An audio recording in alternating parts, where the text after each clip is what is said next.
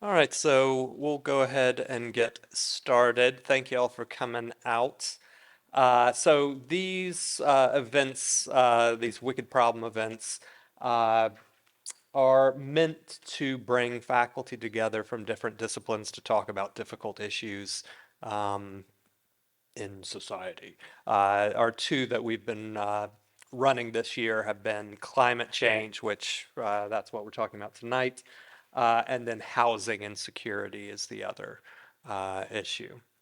I'll be talking for a second about, what are wicked problems, what are we trying to do, but just a quick introduction. I'm Brennan Collins. I'm faculty in English, uh, but I'm based in our Center for Teaching and Learning. Today we have uh, um, four faculty members who will be talking from their perspectives, their disciplinary perspectives about climate change. We've got Amy from Sociology, who's going to go first, then Nadine from Chemistry and Geosciences. I always leave out the Geosciences, but because we have another geography person, we don't want we've got Flavia from Geography and Michael from Neuroscience who are going to be speaking today. So just really quickly, what are wicked problems? This idea comes out of planning circles, like urban planning circles, talking about, and this is in the 70s, though increasingly the term is being used in higher ed right now. But the idea is thinking about problems that are pretty much ununderstandable and unfixable. Like there isn't like a silver bullet. There is no one who knows everything about it. There's not a right answer. And because of that, and because many things that affect our daily lives or will affect us are these types of issues, we need different angles into them, different disciplines talking about it, different communities talking about it, and understanding that even if we do find solutions, these are solutions that we are going to have to repeat over and over and over again, depending on new contexts. And so that's what wicked problems are. And the reason why it's being picked up in higher ed is there's a lot of discussion about there's too much, I'm on stage or at the front of the class and I'm telling you what you need to know, and then you're going to spit it back to me, in a short essay or some sort of test. And that's not really how most of education should work. And that students need to be thinking more about these types of problems and dealing with issues where it's not, here's the test and give me the right answer, right? That's not everything we need to know, and that's not the world we're living in, and that's not the political situation you're going to find yourself in, your job situation. That's just not how it works. And so we need to do a better job in higher ed of doing this. And so what we're doing is bringing faculty together to talk about these issues, having events, but also building video content that can be picked up and put into classes where you have, okay, here are 8 different faculty members from different disciplines talking about these issues and building course material around that. So with that, I'll go ahead and hand it to Amy. Amy, do you want to come on up? And I'll let you control. All right, sounds good. All right, everybody, can you hear me all right? All right. Thank you all for coming out today and being an audience in our panel. So my name is Amy Spring. I'm an associate professor in the sociology department. I've been here at GSU for going on 9 years. And so I'm going to provide the sociology perspective on this complex issue of climate change. Within the field of sociology, my subfield is actually something called demography. Demography means that we study population change. So I'm really interested in how populations grow and how populations change.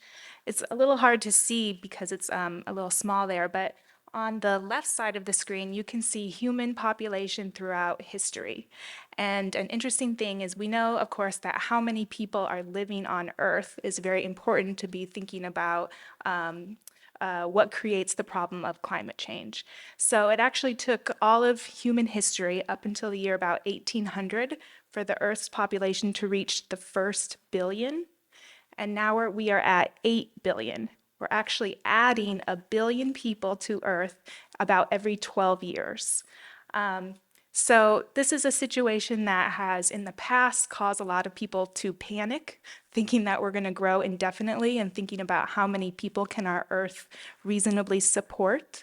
But some good news is that we know from demographers that population is not going to just continue to grow or actually slowing down. And demographers think that Earth's population is going to max out at about 11 billion people. So that's what we're dealing with. We need to think about how we're going to live sustainably with 11 billion people on Earth. And so that's where I move to the right side of the screen here. That's where the sociology comes in. Because what is way, way more important than just how many people are on Earth is how those people are living.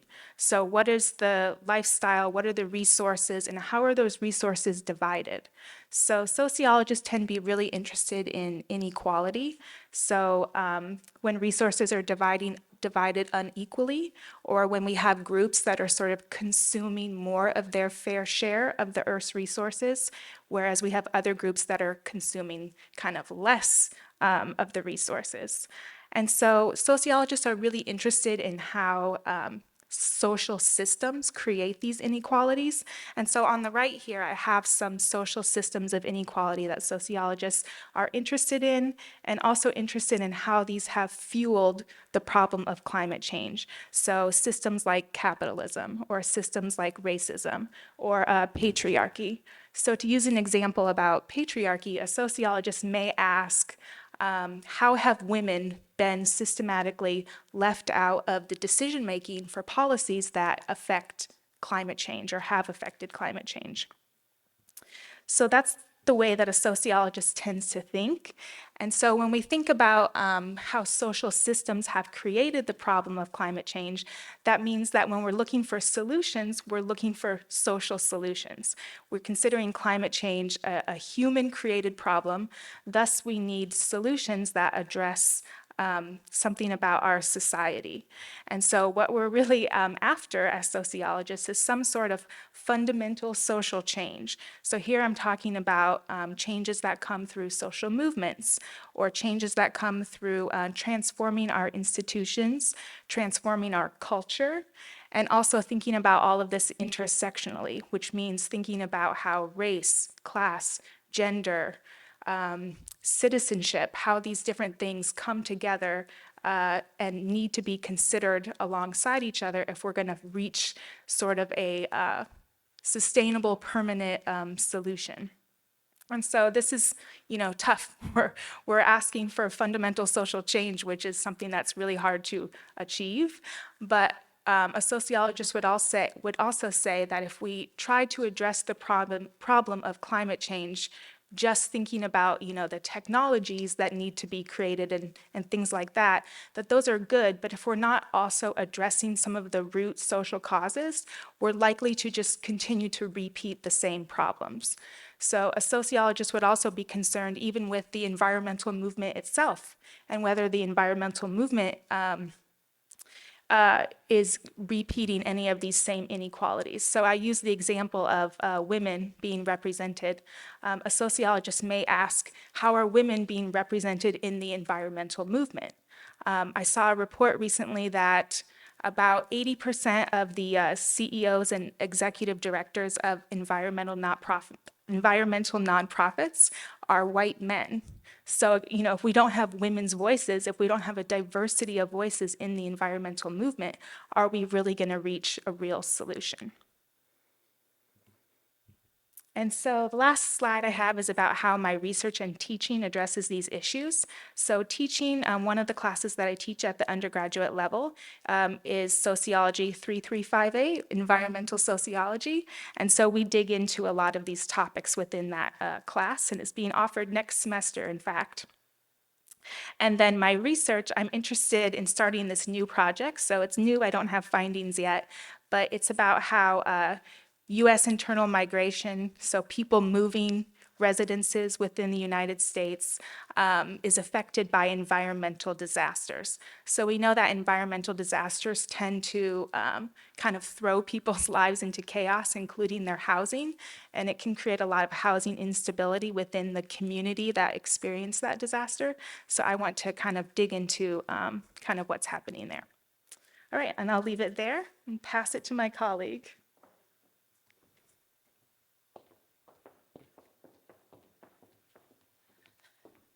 Hello, everyone. How's you doing? Doing well? All right. So I'm Nadine Kabengi. I am a professor, associate professor in the geosciences department and in the chemistry department. And I've been, I've been here for probably 11, 12 years. 12 years. So I had a little bit of experience with your students. I'm excited to see you all. So I'm going to give really the chemistry perspective a little bit today, which, to my colleagues' point, the technology aspect of it. I mean, perhaps recognizing and acknowledging how difficult that problem is and how complicated is changing people's behavior. I guess, suppose the technological aspect of it tries to remove the human perspective and see what we can do kind of efficiently. And we recognize that the crisis that exists right now is because we have an excess of greenhouse gases. And so just if we think of a chemical reaction and the way we balance a chemical reaction in more simplistic terms, we know that the global warming crisis will finish, if you will end when we achieve net zero emission of greenhouse gases. And so that requires really two things. It requires, one, stop emitting greenhouse gases. So it requires deep reductions in these emissions, whether they're carbon dioxide or methanes or any greenhouse gases. And we realize now that this involved societal change, human behavior change, that requires processes. That might really be possible, but there are a component of these greenhouse gases that are going to be hard to avoid. Transportation, agriculture, manure, all of the things that we use to live on Earth. So there's a portion of these greenhouse gas emission that is unavoidable. So to counter that, and to counter the fact that human behavior change is difficult, we recognize now, and by we I mean the geochemistry and the chemistry and the material science and the engineering communities recognize that we need approaches that actively remove carbon dioxide from the air. So it's just not enough to stop emitting carbon dioxide, we have to remove it from the air. And so these are what we call carbon dioxide removal or CDR technologies. And these need to be deployed at much larger scale, giving the net balance of how much CO2 we need to remove from the air in order to avoid the 2 degrees Celsius or the 3 degrees Celsius or whatever the IPCC agrees on or whatever the community agrees on. And so these CDR technologies varies, and there are a number of possibilities, and they're all here. I don't know if you can see these slides really well, but there's different approaches of really enhancing and actively removing carbon dioxide from the air. And so one perspective could be, direct air capture, so DAC, which I'm going to talk a little bit about more later. We can use and emphasize soil carbon. We know soils are a really good sink for CO2, and think about how do we maintain soil health and how do we preserve them and actively encourage that CO2 to be removed. We can think about biomass capture or accelerated chemical growth, where we can do CO2 from the air and try to precipitate it as carbonate minerals. All of these are really designed to remove CO2 from the air and then keep it in a sink for a long time. And the reason why the geosciences, the geochemistry, and the geology perspective is needed, because once we remove CO2 from the air, we have to preserve it somehow. And so you see at the bottom of the slide, there's a geological formation, because we need storage for that CO2 that's going to be removed from the air and is going to be changed, really liquefied a little bit, and it's going to be injected very deep in the surface, 800, 900 meter down, so much, much deeper than people typically think. And so if we think really from the DAC, from the direct air capture perspective, the challenge is that we have a dilute source of CO2. So we have a source that contains really dilute CO2, and we have to concentrate it, and we need really a couple of things. We need to efficiently remove the CO2. So we need material that has high affinity, material that have high affinity, so they really like CO2. They want to grab onto that CO2. But at the same time, those materials have to want to release it. And so knowing, probably you don't need to be really a chemist to recognize that that's a challenge, coming up with a material that's going to soak it up and at the same time give it up really easily. Because we know that the extent of the magnitude of the CO2 that we need to remove would require materials that need to be continuously renewed. And so we need to produce then these materials. We have to investigate how much they love CO2, how much they're going to capture it, and how they're going to turn around and release it again. And so whether it is, again, conversion to durable minerals or safe storage, then this is a pretty challenging material. This is a pretty challenging concept. And so in my community, what people have done really along the spectrum of all these CDR is think about these efficient and scalable carbon capture. I mean, how do we come up with these materials? How do we put them in play? How do we deploy them? And how do we really remove that CO2 from these materials and then store them somehow? And it is not very obvious where they will be stored, because if you know a little bit of geology, you know that not all places are the same, and so there are specific regions in the world where that sequestration can happen. And so some of the challenges and opportunities, if looking at the next generation involved in this science and these technologies, some of the challenges are really in materials. So how do we, as I said, effectively capture and rapidly release CO2, and how do we recycle this material? So a lot of material scientists, engineers are developing this. But there's also the methods about, well, actually, how even if you come up with the material, how do you put it up, and how do you basically incentivize the material to capture that CO2? How do you have that one molecule that's really challenging because it's very thermodynamically stable? So it's a C double bond O double bond O. So it's just really happy material being linear. So in order to remove it from the air, you have to disrupt its geometry, and you have to make it asymmetrical. So that's already an energy intensive process. So we have to even modify the CO2 molecule itself. So there's a lot of methodology that needs to happen. And there's the challenge of transport and storage, which is basically there will be a large distance between where the efficient capture of CO2 will happen and where it will need to be transported. Now, I don't want to minimize the social aspect. All my colleagues will talk about the social aspect, the human aspect, and that is certainly true, because the places where these technologies might be deployed, and like many environmental applications and implications, have always occurred in communities that are perhaps not the source of the problem, and perhaps of lower and economical statuses, and perhaps in the global south as opposed to the global north. So there's a lot of implications about thinking about this technology as well. So I really appreciate the perspective of my colleague as well. And I just really want to touch really quickly at some of the things we do in my lab. So I have students investigating copper oxide nanoparticle, which is a material that has been flagged as a potential a material that might capture CO2. So we do a lot of fundamental chemistry on the surface of the copper oxide nanoparticle, how efficiently it's going to take CO2. Once it removes CO2, what is it going to do with it? How are we going to electrochemically reduce it? What are the byproducts of this chemical reaction? And so we do a lot of fundamental chemistry in service of this idea of CDR. And with that, I'll bring my colleague, Flavia, who's in my same department as mine. Yes.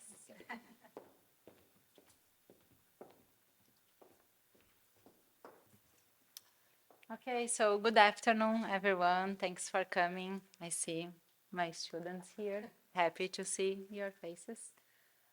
So I am from the Geoscience department as well as Nadine, but I am a physical geographer, so I will bring the physical geography perspective on climate change.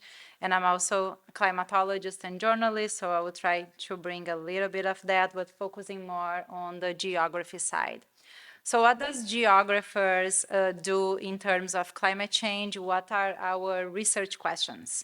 So basically, geography analyzes spatial distribution of things on Earth, right? And when we are talking about climate change, this is not different. So we think about what is the spatial distribution of extreme weather and climate events on Earth. And then we assess, are there preferential areas for these specific extreme events to happen? Is there any connection with the land cover, land use, different landscapes for these events to occur? And what are the atmospheric factors that lead to this type of events when we think about more the physical geography part of it?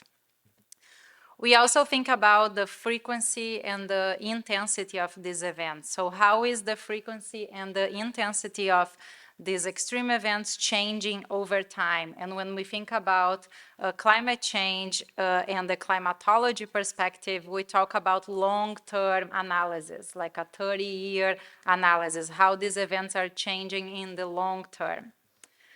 And last but not least, we also think about what are the impacts of climate change, either on society, population, or on the natural resources, depending on if we are more a physical geographer or a human geographer. In terms of the solutions and thinking as a physical geographer and a climatologist here, we know that some of the solutions overlap with what Nadine said. We need to decrease the greenhouse gases emission for sure. This is the #1 solution, and increase renewable energy. We also think that decreasing deforestation, because forests are a carbon sink, would help us to decrease the amount of greenhouse gases in the atmosphere. Make cities greener is another option. Decrease economic inequities is also an option. Sustainable shopping, sustainable use of water and other resources is a solution that we already know about it. Decrease waste and ocean and atmospheric pollution, also an option that overlaps with chemistry, sociology, and also geography. And we know that this information is very powerful to help us to plan for mitigation and adaptation plans. So this is key for future solution. In terms of the interdisciplinarity of this topic, we know that there is no one discipline that can solve everything. So here we have a list of factors that influence climate change. And as we can see, this overlap with sociology, chemistry, neuroscience, geography. So there is no one discipline that can solve everything, right? So this is why climate change needs this interdisciplinary approach for us to be able to solve the problem, hopefully, or at least mitigate and adapt to what's happening. And about the research and teaching. So for my research, I have been working, as I told you, I am a climatologist, so I always work with the long-term analysis. I have been working with historical drought in the Caribbean islands and also starting a work in Georgia. I also have been working with students who are analyzing tornadoes and how tornadoes are changed their intensity and spatial distribution in Georgia. And hopefully next summer we'll start a group, an REU project that will have a focus on extreme heat in Atlanta and comparing different neighborhoods and how different neighborhoods are experiencing the extremes in temperature in different ways due to the inequalities that my other colleagues already mentioned. In terms of my teaching, my honors college students are here in our Extreme Planet course. I also teach advanced intro-level weather and climate courses, where I discuss a lot about climate change.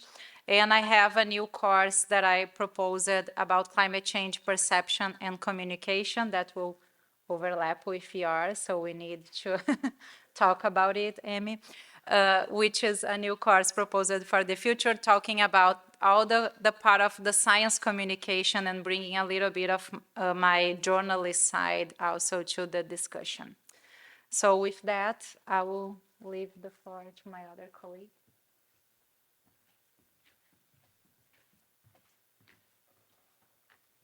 Thank you. So I'm a little bit different in how I work. I typically don't do PowerPoint in my classes, and I typically don't do PowerPoint when I'm speaking. I look for a dialogue, and that makes it nice that I'm sort of last, so it changes it up after you've heard some of the techniques and some of the problems and some of the ways that our disciplines deal with this. I'm in the neuroscience department at Georgia State. My name is Michael Black. My email, since it's been shared by others, is seawater, S-E-A-W-A-T-E-R, @gsu.edu, because I'm a marine biologist in addition to being a neuroscientist. And I joke that sustainability is my side hustle because it is very much a passion of mine. Neuroscience is interesting in terms of this because if we're looking for culture change, if we're looking to make drastic changes to the way that our economies work, then we have to get people to get on board to do those things. And one of the best ways to change how people behave is to understand what things drive their behavior. And that's what neuroscience focuses on, at least in terms of my particular discipline, which is social interactions and how they affect the brain. How many of you have done study abroad before? Anybody gone abroad yet? Well, you can pat yourselves on the back because one of your biggest carbon emissions as a US citizen would be taking an international flight. You could drive an SUV, eat meat 3 times a day, every day, go out and buy all kinds of different things that off-gas lots of carbon dioxide, and still probably do better in terms of your carbon emissions than if you took one international flight. The impact of an international flight is huge in terms of carbon emissions. So you can pat yourselves on the back for that one. But this is something we typically don't think about. It's not something that we typically think, oh my gosh, I'm going to recycle this. This really needs to be recycled. And I'm going to put that in that bin and feel really good about that. I did my recycling duty. And then I'm going to go drive somewhere. Or I'm going to go to an environmental talk and I'm going to learn all this new information and then I'm going to go drive home. Was that information worth the carbon emission I made? Maybe, maybe not. The brain studies that we find in neuroscience teach us some things about how we perceive the world and how we then respond and how we get information can be just as important as how we use that information. And sometimes how we use that information is very much in conflict with what we know to be the right way to do something. I would love to ride my bike in every day, but I don't. I drive quite a bit. Now, I've got an electric vehicle, but that only does so much. It'd be a lot better if I rode my bike in. But what would I need to do to get myself to ride that bike in? These are some of the questions that neuroscience helps us address. What are those factors? And I can tell you what some of them are already. If you've got a bunch of friends that are doing it and they're talking about doing it, that's going to impact your behavior. If you've got some incentive to do it that is a short-term incentive, not I want to save the climate for 30 years from now or even 10 years from now, or I really want to help these people in the Maldives who are going to lose their country because global warming is going to raise up the sea level. Those things are not the types of things that change behavior. Maybe in a few people who incentivize it for themselves shorter term for those long-term goals. But if you're given a paper in a class and I tell you to write a 10-page paper, you're less likely to start working on that than if I give you just a little bit and then a little bit more and then a little bit more, 20 minutes a day working your way to that paper. But if I don't set up that framework, it's much harder for you to do that paper rather than just do it last minute. Your brain very much works on a very short time scale with short time scale rewards. And so what we need to be thinking about are, what are these social pieces that we can add? How can we influence each other on how we do things? And how can we make these pieces small? Because that's the way that our brain works. Now, my colleagues have talked to you a lot about some of these things that need to happen. And some of the things that we note demographically. For instance, there are not many females that are the heads of environmental organizations. One in particular that I greatly admire is Annie Leonard, who's the head of Greenpeace. And she did all of this great work There's an amazing video that still holds lots of relevance today called Story of Stuff. I highly recommend you watch it. It's like 20 minutes.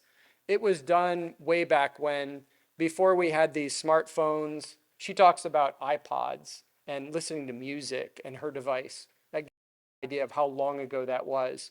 But almost everything she says in that video is still true today, almost a decade after that came out.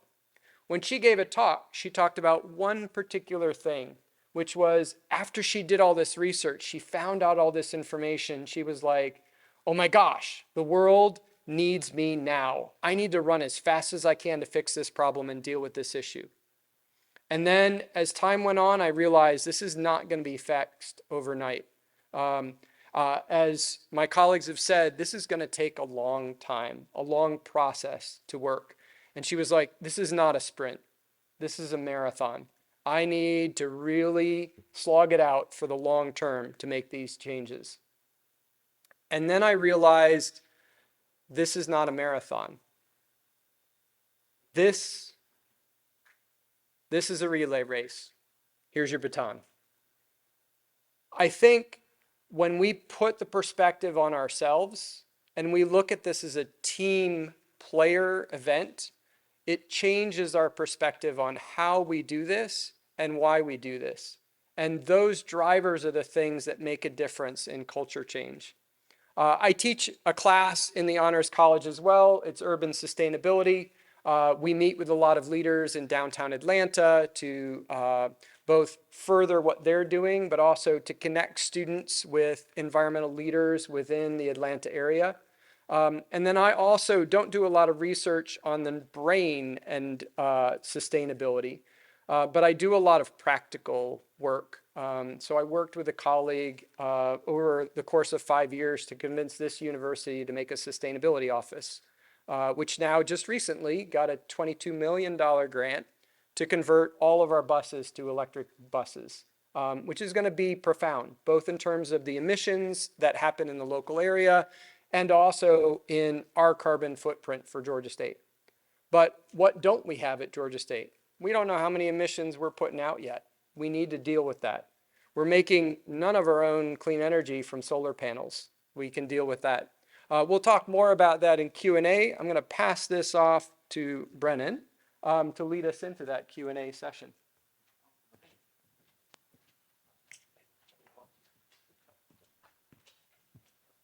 Okay, so first let's maybe thank our speakers.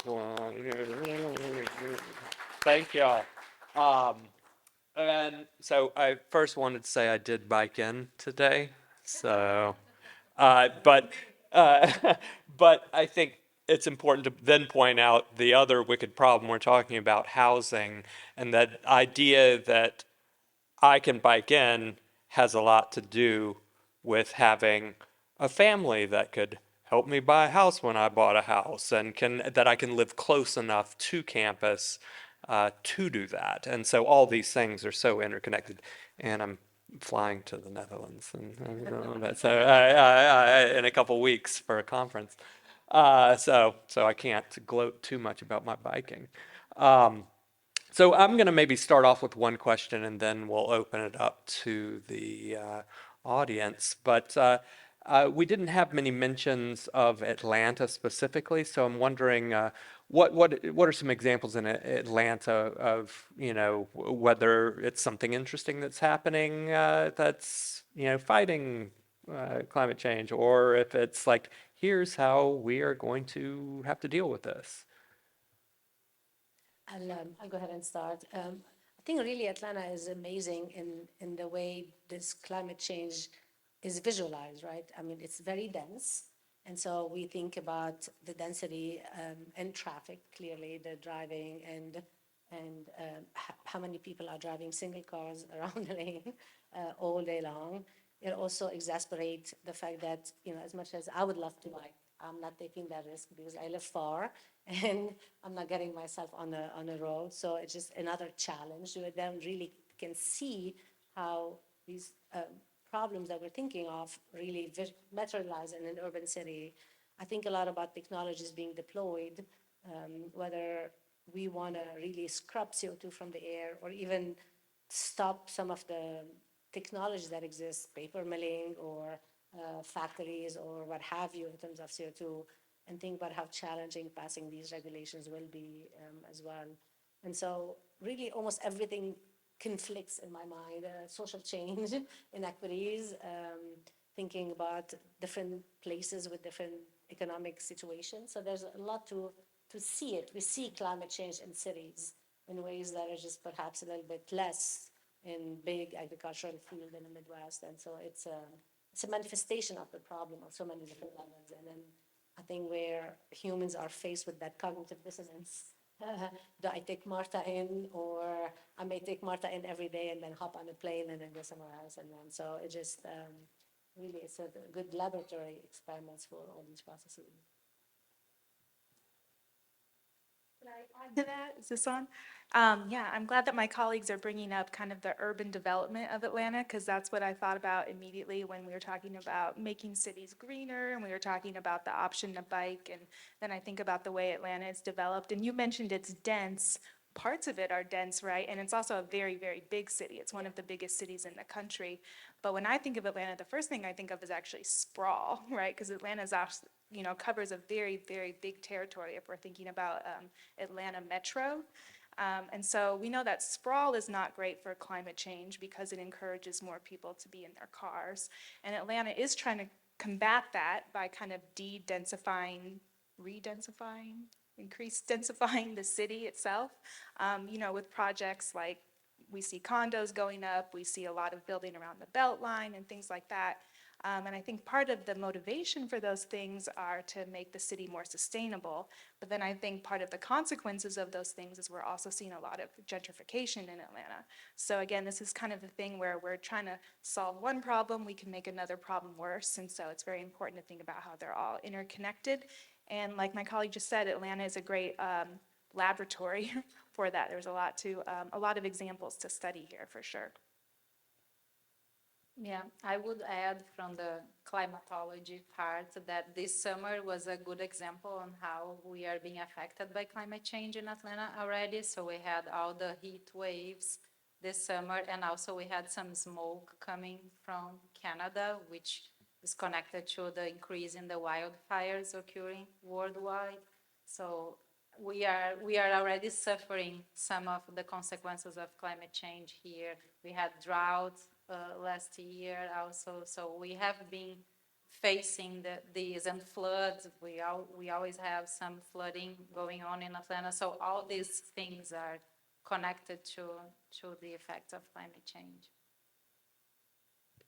I neglected to mention in my talk that one of the other things we know about the brain is that hearing about the ill effects of things is not very motivating, but hearing about the positive things and what we can change can be very motivating. And one of the things that you can be very proud of as Atlanta citizens is we have a city in the trees. If you fly over Atlanta, it is like no other city in terms of the amount of trees that we have here.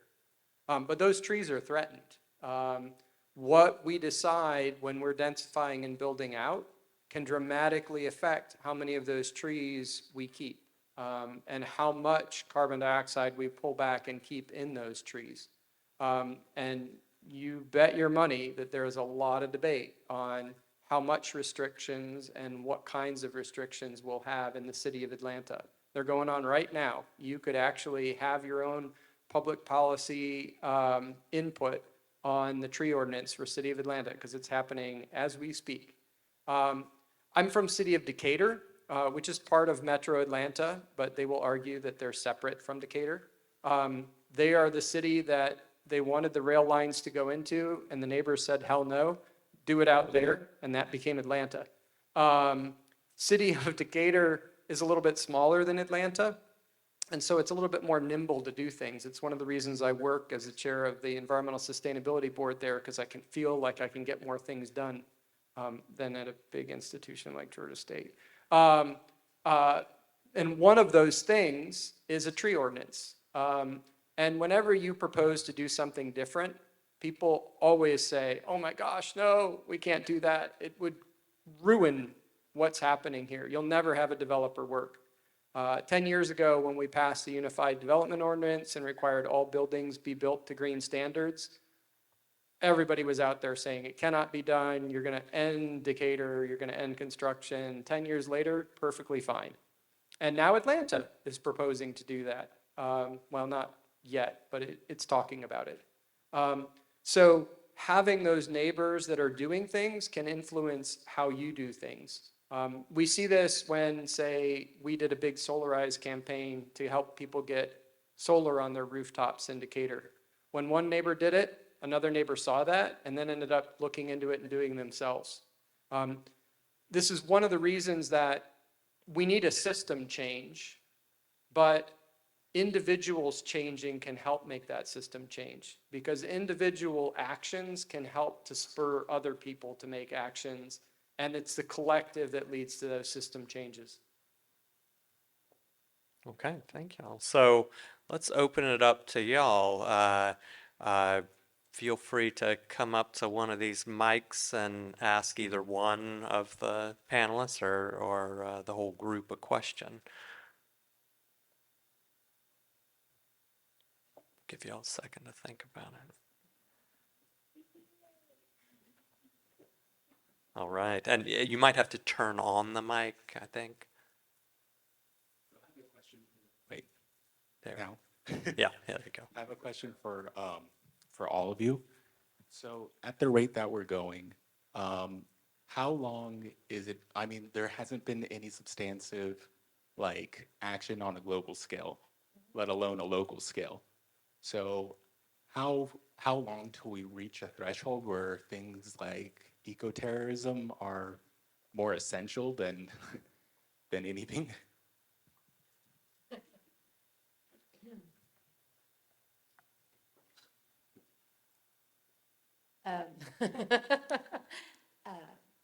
Like yesterday.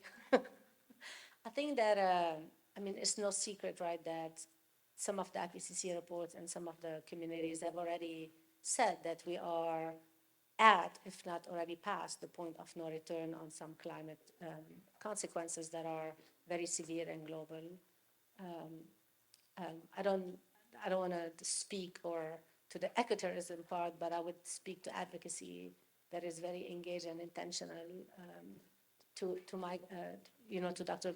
Black's point, change happens systematically, but happen individually, and then being engaged in the conversation and pushing your local representative, your national representative, your international leaders to be part of that conversation that occurs is something that I think is needed. I think that many of us and many students, perhaps younger students, realize the problem. I mean, you're the generation that has to live with it. Your kids have to face the changes, a planet that is strikingly different than what we have lived in.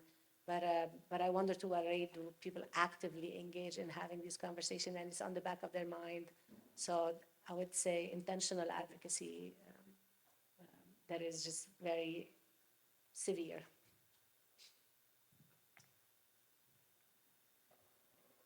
I'm a very radical person, and I don't advocate eco-terrorism. And the reason is because it just puts the people in power that much more empowered to say, look at what these people are doing. It basically puts you in a position where you're as bad as the other people. And when I say the other people, the people in power that are making these emissions that are killing lots of people, because you're taking their same approach. Since we're from the Atlanta area, I highly recommend the approach that MLK Jr. took, which was we're going to meet their violence with our nonviolence. And not just nonviolence without what people think of as MLK when they talk about MLK Day. It was very much strategic, the nonviolence that they did.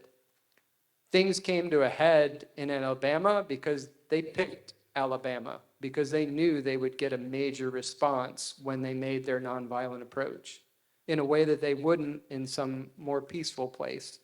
So I think advocacy is very important, and strategic advocacy is very important.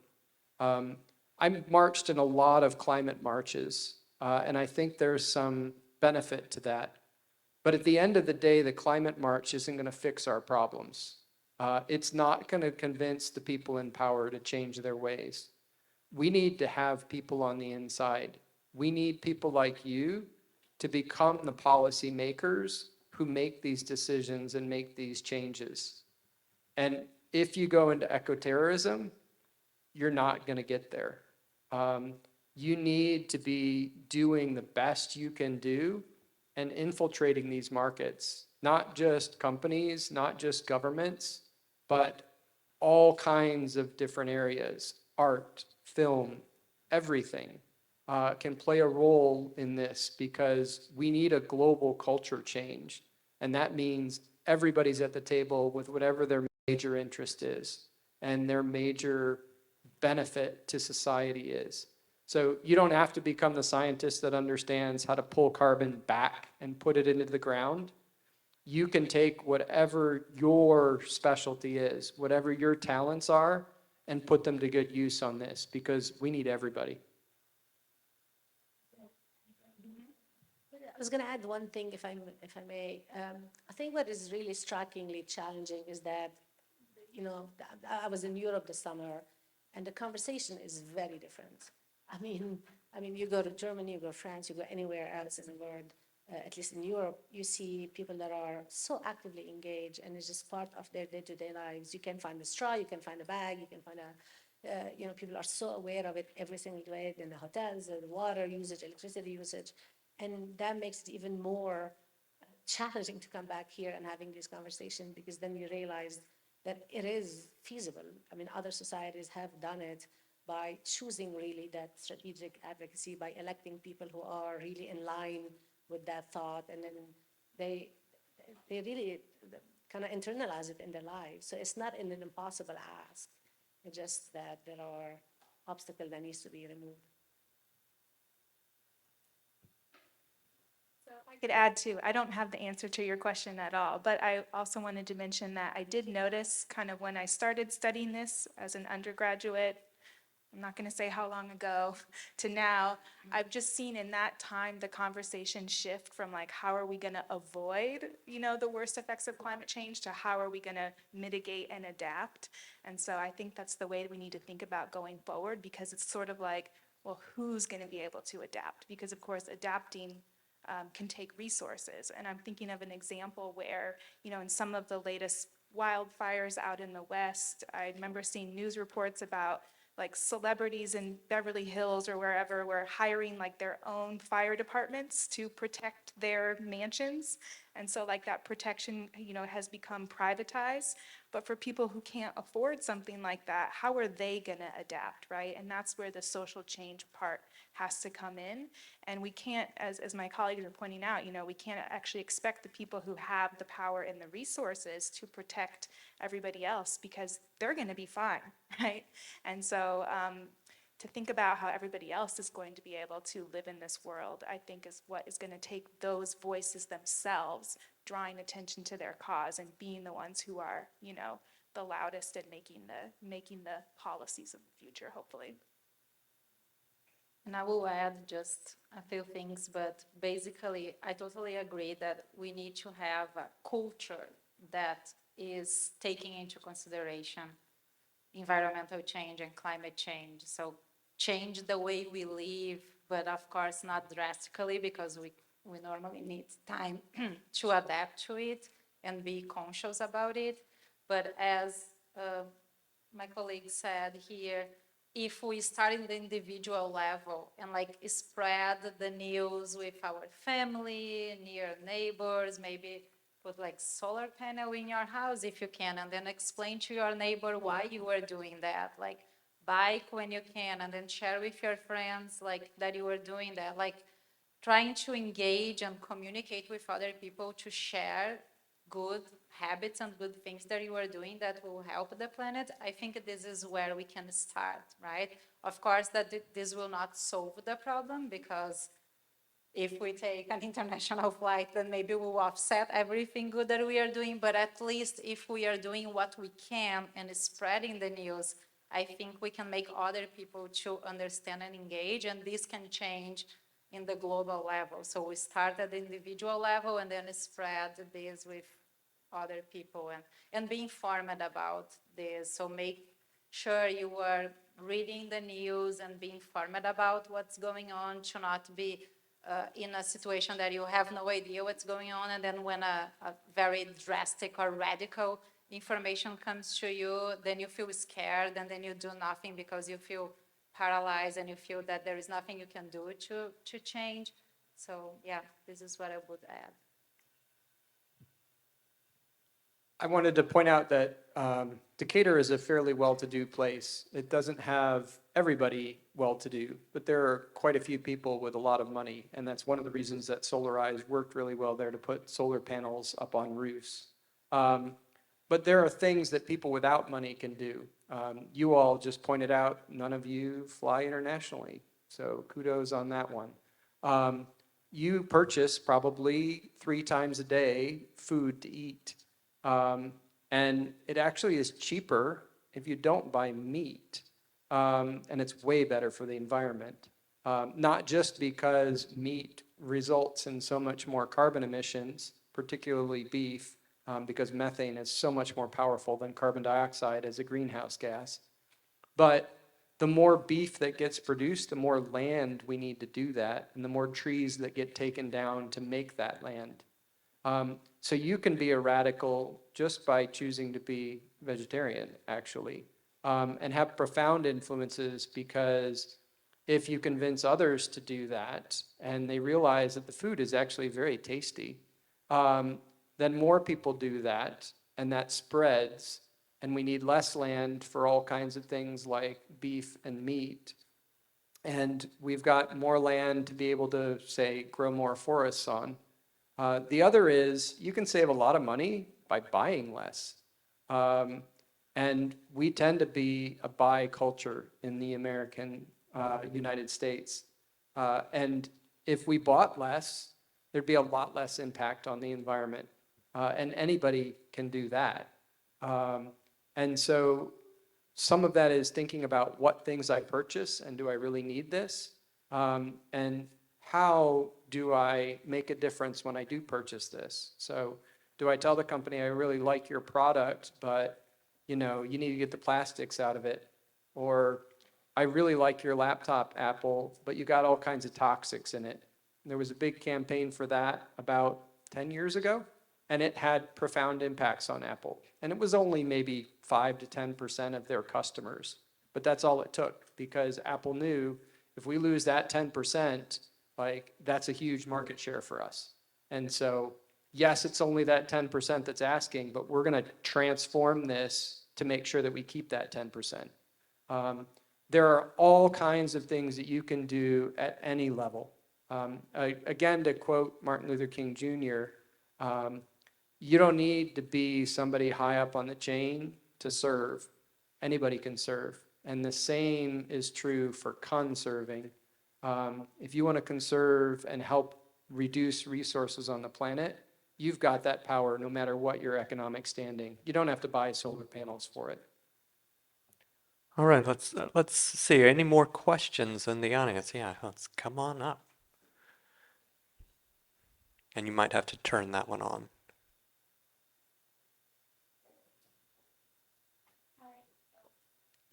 Is it on? Yeah, yeah. Before I ask my question, I wanted to point out when you were talking specifically about being a vegetarian and how eating meat would not eating meat, would have a better impact on our environment and stuff. I don't think the problem, at least looking online and talking to other people about not eating meat or eating less meat, it's more expensive to eat healthier and be a vegetarian. Because one of the things you talked about was being a vegetarian, the food is good, it is tasty. I don't at least for me specifically, that's not really the problem. I'm willing to eat whatever as long as it is good. It's more expensive. And then for my question specifically, I'm talking about Atlanta and the tree populations because you guys were talking about like construction specifically in Atlanta. I understand Atlanta wants to expand more, and you guys have like pointed out the problems and like possible solutions to combat or like further increase the construction in Atlanta while not affecting the tree canopies. Because in class we do a lot of research specifically about the tree canopies. I wanted to know if there are other like successful specifically cities, not just in America, but like in other countries as well, that maybe Atlanta could look at and try and like use what they're doing specifically in our city. Thank you. So I'm going to counter your idea, and maybe we can sit and look over stuff together, because it is cheaper to go vegetarian as long as you're not doing processed food. So if you're going to buy from a restaurant, it does tend to be more expensive if you do vegetarian. But if you're going to cook it yourself, it's a lot cheaper to go vegetarian. It may take more prep work. It may take more time to cook it, but it is definitely cheaper than meat. But we could sit down and talk about that, and I could point you to some places that you can take advantage of that. So before, I don't know if you're going to continue on to the second part of the question, but I wanted to address that first part of the question because I think, it's not necessarily just the foods itself, but it's also what is available in the neighborhood where you live. And so there may not be affordable, healthy options where people are living.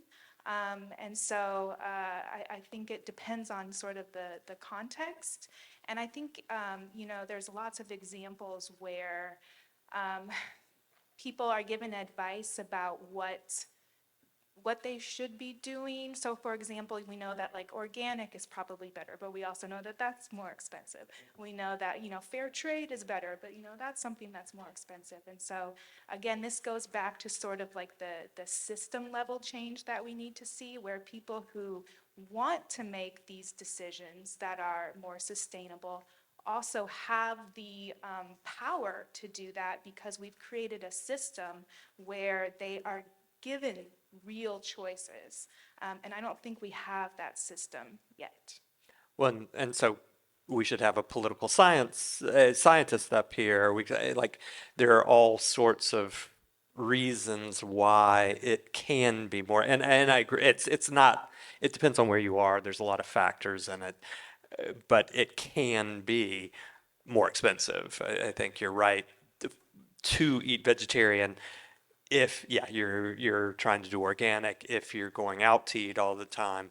And that is because of choices that we've made as a society. Like we don't know we've made them about what we support and what kind of funding goes into what sort of agriculture for what reasons. And getting so, to that point, the Farm Bill is up this year. So you can have major political impact on the Farm Bill, and that determines what incentivizes what we grow. Now, the way Congress is going right now, the Farm Bill is not going to happen this year. It's going to happen in 2024, but that gives you a little bit more time to politically motivate yourself to make a change in the Farm Bill. But the Farm Bill determines what kinds of crops get subsidized, what farmers get paid, who is considered a farmer. Is it big ag or is it the small farmers? Who gets the most help? And that determines the policy for the next 5 years. So it's huge. And those debates were going on right now. Now they're going to be going on in 2024, I think. But that gives you more time to educate and organize around that if you're interested in those types of things. It is way cheaper to buy junk food than it is to buy healthy food. and that's all about politics. And that's all about politics and incentives. And the Farm Bill is one of the biggest ones that incentivizes that junk food over those healthy foods. Well, in our last session, we had a philosopher, and his main question that he was asking was, or what he said philosophers do, is to challenge what we think of as natural, because we seem to think like McDonald's is cheap, right? Because it is. but it is only cheap because of the things we're talking about. It's not naturally cheap in any sort of way. And it's the decisions that we've made that make it cheap. And so always asking that question with any issue of, is this natural? Is this the way things just are? Which might be true for a chemist in many situations, right? I don't even know how to talk about chemistry, but this atom, can break up CO2 or uptake it. But that's not true of anything that has to do with human beings in terms of what's true and what's not true. It's true because we've made it true. And so the reason why we can have this debate over whether it's cheaper or more expensive to become vegetarian is all about these larger things that are in place. And the fact that it's cheap at the counter doesn't mean that it's cheap to society. And that's one of the things that the Story of Stuff video that I recommended to you from Annie Leonard talks about, is these externalized costs. So if we're not paying much for it at the counter, then somebody else is paying for it with their health, with their job benefits, whatever the case may be. And so we need to keep in mind those externalized costs that, like, this is cheap for me because somebody else is paying for it out there. And I just want to conclude on a non-chemistry point. I want to thank you for really that question, because it really brings to light the inequity in the conversation, right? I think that oftentimes when these problems are posed, they're posed from a perspective of, I know what to do and this is the solution and let's just do it. But there's so many levels of inequities that occur. Example of how to recycle all the trash that they have. They are like a worldwide example of a sustainable city. And they did everything with much less money than Atlanta has available. So this would be a great inspiration that Atlanta could use. It's a big city, it's the capital of the state. So they could get inspired there, probably. So I know it's past 5, and I know Nadine needs to head out, and others might need to. So I'm fine to stick around, or whoever's okay to stick around, we can continue to talk. But I understand some people need to go, and to y'all too, if y'all need to go, that's totally fine. But yeah, thank y'all for coming. And Thank you for coming.